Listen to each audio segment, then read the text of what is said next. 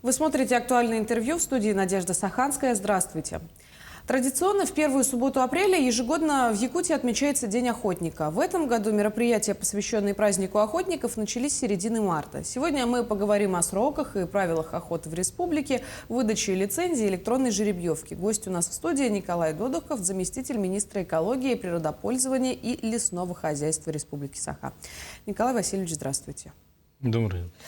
Вот сейчас в Якутии по улусам активно проходят мероприятия, посвященные Дню охотника в республике. В Амге, например, недавно были состязания БНА. Скажите, как вообще все это проходит и что еще запланировано? Да, в 2012 году указом президента республики учрежден День охотника. И с этих лет, да, уже с 2012 года, очень активно мы проводим мероприятия, посвященные Дню охотника. Там очень много мероприятий. Уже начались у нас мероприятия с 14 марта. Это рассказы охотников. Они отправляют, потом комиссия смотрит и присуждает, номинации разные. Да? Ну, День охотника, вообще-то, как сказать историю, да, зародился в горном районе. Это в селе Асыма общественники, охотники сами начали соревнования проводить среди охотников, а потом мы это переняли и сейчас перенесли на республиканский уровень. В республике сейчас они должны пройти в селе Хатасса. Там у нас будет эстафета. На стрельбищах Уфсин и Берген будут проходить соревнования по стрельбе. Стрельба из крупнокалиберной винтовки на разные расстояния, из мелкокалиберной винтовки и стендовая стрельба. А еще наряду с этим у нас будут проходить соревнования по полевой стрельбе в новом полигоне Сулус, на дальнее расстояние. Это охотничий снайпинг. Мы постараемся, чтобы охотники приняли участие там и показали свои навыки стрельбы, точность и все остальное. Ну и мероприятия пройдут на Комсомольской площади. Это наша традиционная выставка охотничьих лаек Якутии. Там тоже будут выставлены разные породы собак. Призываем всех прийти, посмотреть, поучаствовать. Будут основные мероприятия – это соревнования охотника Баянай. Там несколько этапов идет. Это прорубание лунки, потом разжигание на время костра, чтобы ведро закипело, чай закипел. Потом эстафета будет. Там в эстафете 8 этапов. Там будут бегать с рюкзаком, ружьем, на лыжах, по сугробам, через горки, через бревно, как кочки. Имитируем природу, чтобы охотники быстро бегали и все это на скорость делали. А вот учитывая, что конкурс зародился в Горном Улусе, можно сказать, что жители Горного района фавориты в этом конкурсе? Нет, этого сказать уже нельзя, потому что очень многие районы готовятся тщательно, особенно Чурапчинский улус в последние годы ежегодно проводят. Вот сейчас до Дня охотника многие улусы провели свои Дни охотников, чтобы собрать команду. Потом из деревень собирают разные команды, а потом в районе проводят соревнования, и после этого выявляют лучших, и из этих лучших составляют команду и отправляют на соревнования республиканские. В общем, лучшие из лучших будут бороться. Да. Скажите, а вот сейчас на добычу охотничьих ресурсов есть ли какие-то шаги по упрощению? По упрощению получения разрешений? Это уже давно упрощено. Мы же сейчас по выдаче разрешений проводим жеребьевку. Там одно упрощение такое. Например, если на водоплавающую дичь подают заявки в какой-нибудь район, да, автоматически сроки охоты выставляются там, поэтому им не надо уже вводить. И все, они начинают, только заполняют фамилию, имя, отчество, охотный билет, район пишут, и отправляют заявки. И жеребьевка стала электронной. Жеребьевка осенняя на копытных всегда была уже года 3 электронной. И поэтому это генератор случайных чисел, кому попадет, тому попадет. А раньше очереди стояли очень большие, да, за 1,5 месяца в очередь становились, записывались, ночевали в машине и дежурили, вот так передавая эстафету друг другу. Скажите, а есть ли сейчас какие-то ограничения, которые действуют на добычу тех или иных охотничьих ресурсов в республике? Ну, конечно, есть. У нас в последние годы численность зайца-беляка очень сильно упала в центральных районах, поэтому уже несколько лет мы его не разрешаем, чтобы посмотреть, восстановить популяцию. Но это ограничение тоже временное. Если заяц восстановится, то по результатам мониторинга охотничьих ресурсов будет принято решение о открытии охоты или дальнейшем ограничении. Но говорили, что и изменения в сфере законодательства по охоте появятся. Появились ли? Ну, они постоянно идут, изменения. Вот, отрицательные изменения для нас было в части регулирования численности хищников, это волков и медведей.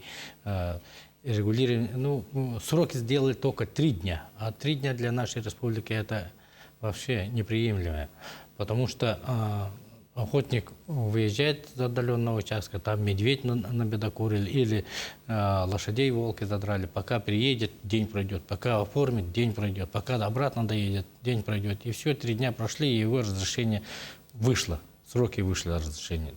Поэтому мы инициировали Министерство природных ресурсов, чтобы этот приказ пересмотрели.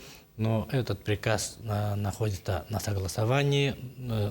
Сейчас Министерство юстиции Российской Федерации попало на какое-то замечание, они сделали, поэтому сейчас доработка идет, а потом уже этот приказ выпустят, и мы посмотрим. Мы хотим, чтобы сроки увеличили на регулирование численности хищников.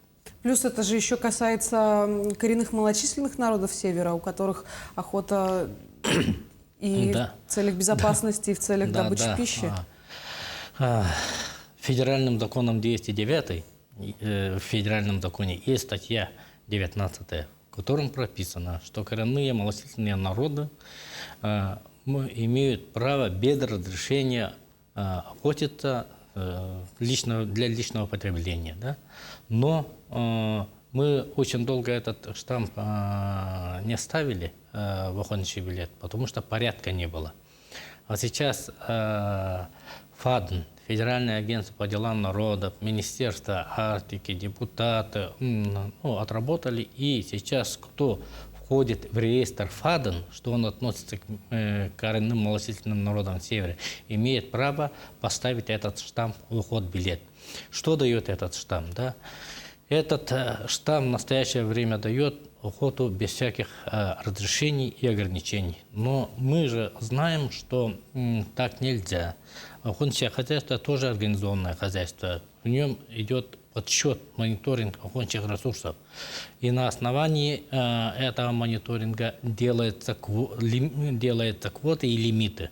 Поэтому сверх лимитов и квот нельзя добывать охотничьи ресурсы. Мы можем подорвать популяцию охотничьих ресурсов, как это было с яно-индигирской популяцией дикого северного оленя, которую истребили после 90-х годов, когда уже никаких, развал Союза прошел тогда, и никаких законов не было, правил. В это время мы сами уничтожили эту популяцию. Поэтому я считаю, что коренные малочисленные народы Севера должны охотиться только на землях традиционного природопользования. И то в пределах квот и лимит, чтобы лишнего перестрела не было.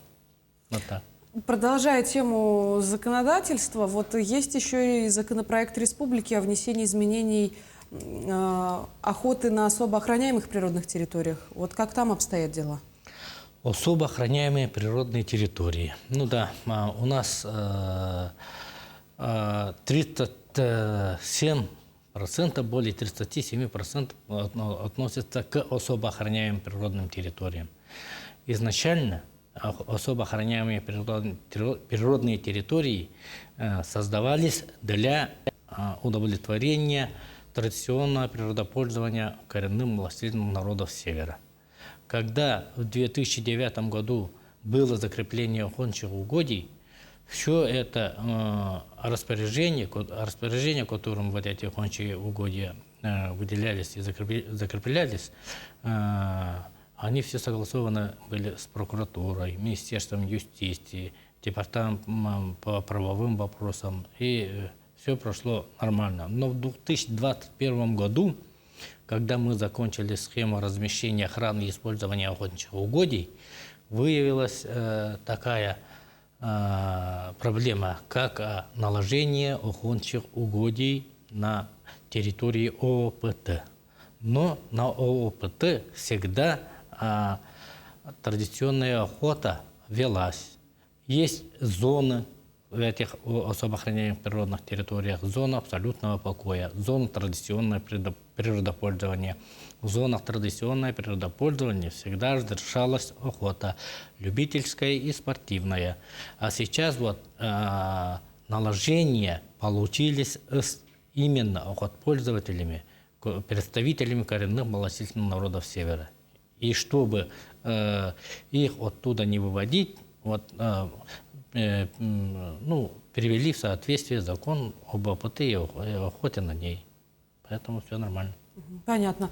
Ну и состоится уже праздник в ближайшие выходные. Я думаю, может быть, у вас есть пожелания охотникам, тем, кто занимается вот этим промыслом, и те, кто нас сейчас смотрят. Конечно. Охотники очень организованный, порядочный народ. Да? Они всегда будут соблюдать правила безопасности, пожарной безопасности в лесах, на воде.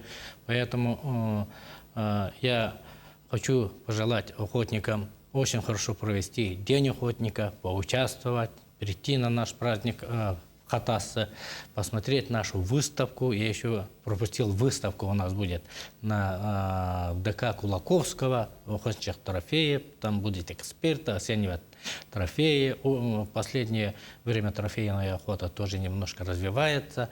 В мае будет выставка в Екатеринбурге. Я хочу тем охотпользователям, которые занимаются трофейной охотой, поучаствовать в Екатеринбурге и показать свои трофеи, показать свои маршруты, продать они могут тоже свой маршрут. Да?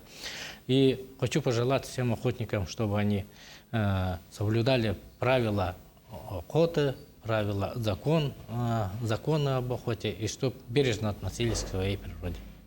Я думаю, что они обязательно прислушаются к этим словам и сделают необходимые для себя выводы. Большое спасибо, Николай Васильевич, что нашли для нас время, пришли сегодня и поделились важной информацией. Всегда будем вас видеть рады в нашей студии. Спасибо. Напомню, вы смотрели актуальное интервью. До встречи в эфире.